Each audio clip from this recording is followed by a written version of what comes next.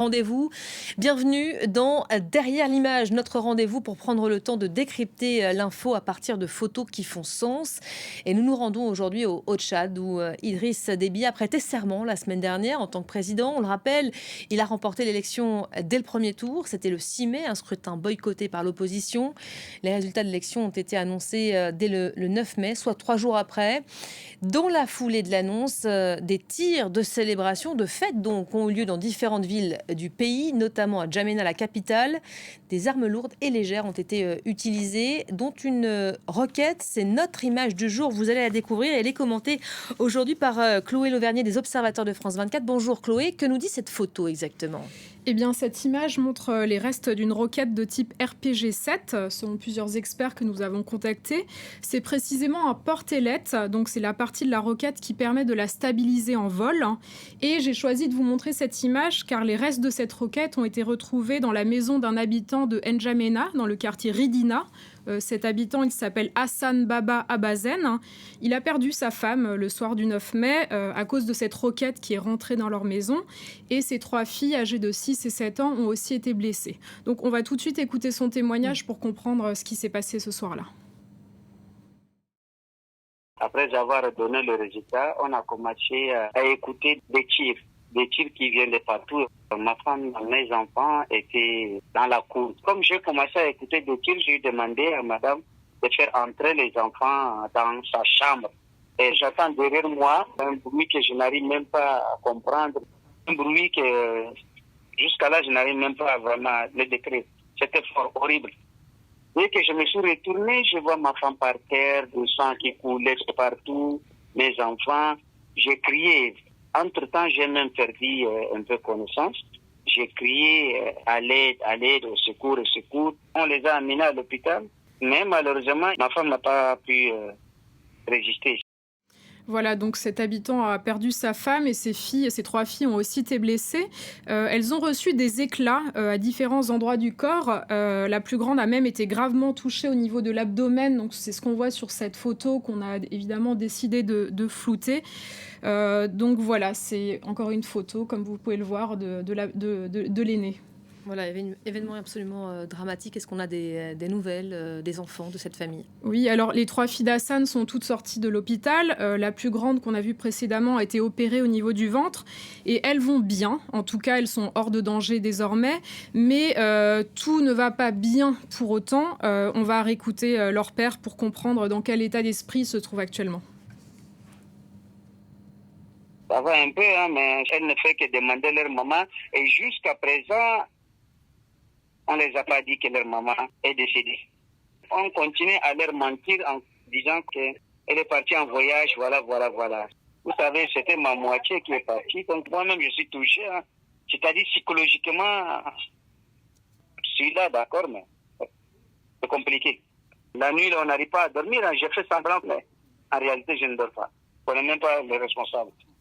Voilà, donc Hassan est très touché, on le comprend. C'était lui qu'on voyait sur les images avec sa femme. Et alors, leur maison a aussi été très endommagée le soir du 9 mai. Comme ça, c'est les photos derrière. Voilà, exactement. Ça, c'est des dégâts dans la maison d'Hassan. Selon un expert en balistique que nous avons contacté, on a donc une tête de roquette qui a explosé avec des fragments qui ont été projetés dans toute la pièce. On va voir une autre photo juste après où on va voir alors ça, c'est encore les impacts donc, sur les murs donc, du salon de Hassan. Et ça, c'est une autre photo qu'on a voulu vous montrer. En fait, c'est un autre morceau de la roquette qui a été retrouvé dans la maison d'Hassan. C'est la partie qui se trouve derrière la tête de la roquette. Voilà, c'est une roquette qui a donc été tirée le soir du 9 mai. On revient au début de l'histoire.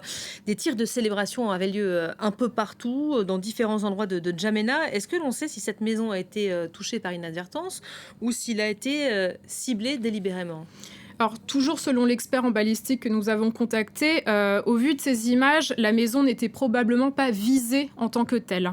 Cela dit, personne ne comprend pourquoi une roquette a été utilisée ce soir-là pour célébrer la victoire du président. En fait, ce soir-là, ce sont surtout des armes légères, comme des kalachnikovs, qui ont été utilisées, ou encore des mitrailleuses. Donc, ce sont surtout ces armes-là qui ont fait des victimes parmi la population. Vous avez d'ailleurs parlé avec une autre personne qui, elle, a été victime de ces tirs, là aussi, ce soir-là. Oui, j'ai aussi parlé avec un infirmier qui s'appelle Issa Algoni Abakar, qui vit dans le quartier Ridina, donc c'est le même quartier que celui d'Hassan. Lui, c'est sa fille de 5 ans qui a été touchée par une balle au niveau de la jambe, alors qu'elle dormait dans sa maison. La balle a transpercé le toit. Donc là, on voit là, ça c'est la balle qui a transpercé le toit, qui est arrivée dans la maison d'Issa. C'est une balle de calibre 7,62 mm qui vient d'un tir de Kalachnikov. Un expert nous l'a confirmé. Ça, c'est le trou, le trou qui a été causé par cette balle. C'est un trou donc dans le toit de la maison d'Issa. Et comme Issa avait un petit peu de matériel chez lui, il a pu extraire lui-même la balle de la jambe de sa fille. Il a pu suturer la blessure. Donc là, on voit quelques images. Il lui a mis un bandage. Une radio a été faite de la jambe de sa fille. Et il nous a dit que la plaie évoluait bien, heureusement. Et Issa nous a dit un petit peu la même chose qu'Hassan. Il ne sait pas qui a tiré cette balle, mais dans la rue, il a vu des hommes habillés en civil qui tiraient en l'air depuis des motos et des véhicules. Cela dit, il nous a bien précisé que ces hommes ne semblaient pas tirer directement sur les maisons. Donc en fait, les témoignages et les photos et les images qui ont circulé ce soir-là montrent que ce sont à la fois des hommes habillés en civil et des hommes en uniforme militaire qui ont tiré en l'air dans les rues. On va d'ailleurs écouter une de ces vidéos.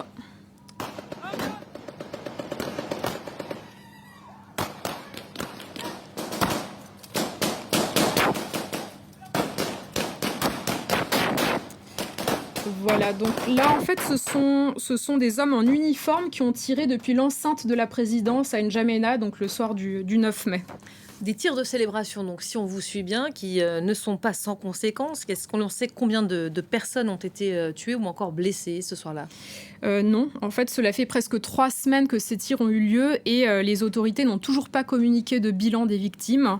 La semaine dernière, nous avons parlé avec le ministre de la Communication du Tchad. Sa réponse apparaît d'ailleurs dans un article que nous avons publié sur le site des observateurs.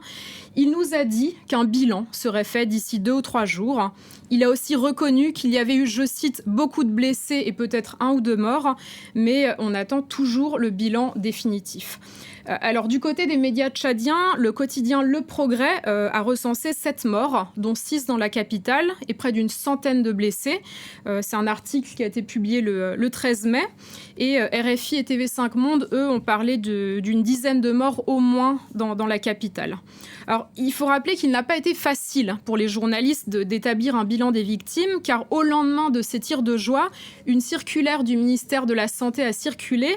Elle a interdit aux hôpitaux de leur fournir les chiffres relatifs au nombre de blessés et de morts en raison de ces tirs de joie. Voilà, les cas notamment de cette famille dont on parlait tout à l'heure, cette femme qui est décédée, sa fille, ses enfants blessés qui sont loin d'être des cas isolés. Comment est-ce qu'on explique, comment est-ce que les autorités expliquent que des tirs aient eu lieu comme ça ce soir-là ?